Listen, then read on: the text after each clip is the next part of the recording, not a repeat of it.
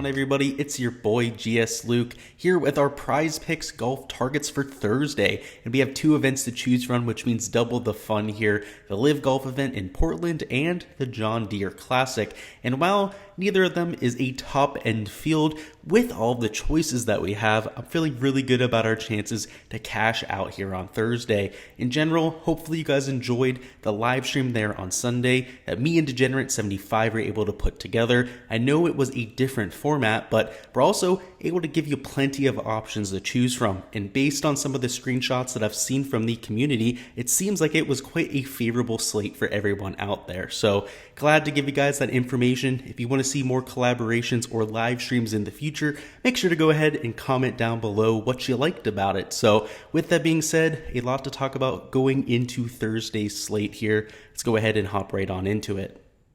Alrighty, I've got the prize picks board up, and we're going to go ahead and start this off with a review of the LIV golf props that I like. So LIV Golf heading to Portland this week, and Pumpkin Ridge Golf Club, which has a few courses on site. And in fact, the 18 holes they'll be playing for this specific event will be a composite between the two nines. You'll have 12 from one golf course, 6 holes from another, and in general, you're looking at a par 72 setup that has 5 par 5s, at least from the research that I was able to dig up. If we're dealing with 5 par 5s, and from some of the scorecard yardages, it also seems like you're going to have at least one, maybe even 2 drivable par 4s, and 1 or 2 that are going to be a 50 to 60 yard flip wedge at the very most. I expect this LIV event to be a high scoring affair, one where plenty of birdies are made, which should be a stark contrast to what we saw at Centurion Club. Of course, that was a pristine venue, something that you might even see for a major championship, but it didn't lend itself towards scores in the 15 to 20 under par range. I'd expect with their shotgun start, they're all about the excitement and energy that comes to bringing to golf. They want to see some low scores. So with this golf course, the setup that I expect them to go for, I'd expect to see plenty of birdies there. So in general, I'm not really looking at strokes. There might be a few holes that are harder than we expect. The birdie or better matchups also seem to be a little bit tighter this time around. A lot of the matchups make a lot more sense. I mean, the top 2 players on the board matched up against each other. I mean, even Brooks and Sergio, and even some of the quote-unquote dud matchups like a Matthew Wolff versus Swafford, a Perez versus Sean Norris, make a lot more sense than what we've seen in the past. So I'm going to focus on birdies or better, where I'm taking 3 players at 3.5 birdies. So I have my eye on Charles Schwartzel, Matthew Wolff, and Carlos Ortiz, who all 3 are high birdie or better percentage players, who are all trending in the right direction. And for Ortiz, that's maybe a stretch to say, but on the PGA Tour has started to make a lot more birdies. And even though he hasn't consistently found the weekend, he started to put up plenty of shots gain metrics, or at least starting to get them in the right direction. So even though he made the switch over there, he did start to show some of that momentum. Obviously, a PGA Tour winner has plenty of pedigree to go with some of that momentum. And then you have Charles Schwartzel, who won the first LIV golf event, so obviously in quite a solid stretch of form. And even before that, on the PGA Tour, showed up at the Masters, and for a few starts after that was also making cuts and posting top 25 finishes. So obviously has some semblance of form. And Matthew Wolff has started to look like the Matthew Wolff of old. I mean, even last week was somebody that we relied on with his birdie or better matchup prop, and for a few rounds there for Showdown on the DraftKings side, came through for us for plenty of birdies. So he's had the putter working. Charles Schwartzel's coming in with form, and I know that maybe it's a stretch to say that Carlos Ortiz is coming in with that form, but at the very least historically is one of the best players when it comes to birdie or better percentage. I mean, even when he's shooting 2 to 3 over par, he's typically making 3 or 4 birdies on the round. So definitely guys that I like there. And I'd even go a little bit further up the board. I mean, Phil Mickelson at 3 at the bare minimum, I'd probably take the over there. Or even on somebody like a Bryson DeChambeau or a Dustin Johnson, where you're looking for them to get to the 5 mark. I expect this to be a birdie fest, and even with an aggressive projection, I'd still take the over on pretty much everyone on this board. Now with that out of the way, let's hop over to the John Deere Classic, which has a less it's a interesting field. There's a lot lower quality of player here, but still plenty of props that I'm looking at. So the first one we'll talk about is going to be the over on Jason Day, 8.5 fairways. And at this golf course, at least last year, for the last iteration, we saw over 70% of fairways hit, which means as an average, you're going to see players hit at least 9 fairways. So for somebody like Jason Day, who's, of course, maybe not the most accurate driver on tour, but still a little bit higher than the tour average, we'd expect him to hit at least 9 fairways. There's been plenty of rain in this area over the last few weeks. I'm expecting the course to play just as receptive, if not more receptive than what we saw last year. And all he has to do is go out there and play average. We're going to hit the over here. I mean, let alone anything above average,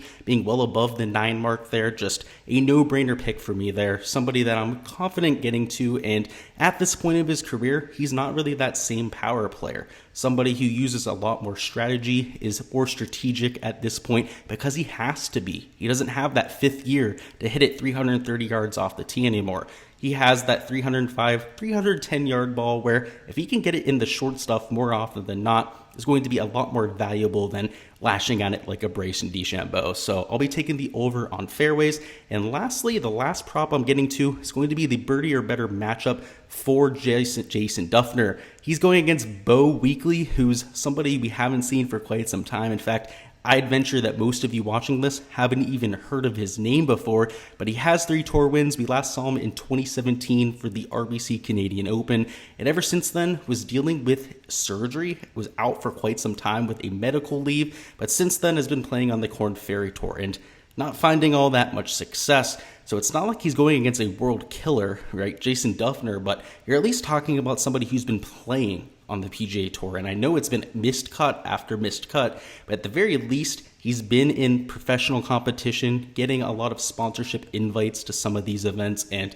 you could batch anyone up against Bo Weekley this week, and I'd probably be taking the over on their matchup. So Jason Dufner, just come through, make 3, maybe even 4 birdies for us on the round, and I'd be more than confident in him hitting the over. And while this isn't a quote-unquote lock, right, I just don't see him losing, right? At the very worst here, I probably see him pushing if he makes 2 birdies, just has an absolute ice-cold putter, because I don't see Weekley making 3 to 4 birdies, right? I see him making 1 to 2 at the very most. So a lot of push potential here, but, just Jason Dufner, go out there, have an average day or even a below average day, and I see him hitting the over for us. So that's all I'm going to have here. A lot of the matchup props for the PGA Tour side, also very competitive, like what we saw on the other side for the LIV.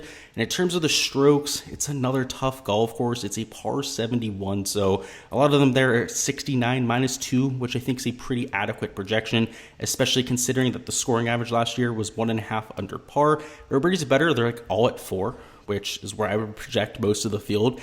There's some guys I'd project for like 4.5, 4.6 birdies, but just a lot of push potential there. So probably something that I'm not really attacking all that much. Greens and regulation, I considered taking the over on Jason Day at 12, also the over on Arnaud Lahiri at 12, but there is a little bit of wind in the forecast, so I'm going to wait until Thursday morning to see what that wind forecast looks like. But if it ends up dying down, I think the overs on some of the green and regulation numbers could make a lot of sense.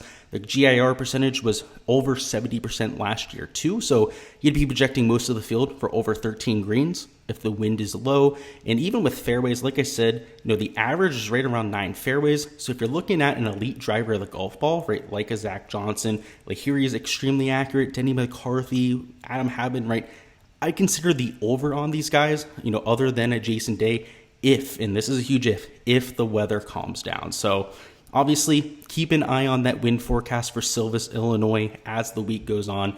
But if it does calm down, GIR and also fairways become a lot more attractive on the PGA Tour side. Alrighty guys, that's all I've got for Thursday's golf picks. Before you hop on out of here, comment down below what your favorite prop on the board is. And also, if you haven't already subscribed to the channel, make sure you go ahead and do that too. But first off, if you haven't, why haven't you, right? Something that you definitely got to do here if you want to see the content in the future. We will have videos for rounds 2 through 4, but I also cover DraftKings DFS for every golf tournament, course breakdowns of every venue that we're playing. So you don't want to miss any of that, make sure you are a subscriber so you don't miss out when those drop. And also, make sure you go ahead and smash that like button too. That way I know you guys are enjoying this content and other people out there can see it. When you hit that like button, it lets YouTube know that you're enjoying this content. Also, lets me know that you're enjoying it. But more importantly, it gets that algorithm to spit it out there more to the people. So make sure you go ahead and do that if you're enjoying this sort of content. But until next time, everybody, good luck with all of your slips, any of your fantasy lineups if you're going that direction this week, and let's get this cash.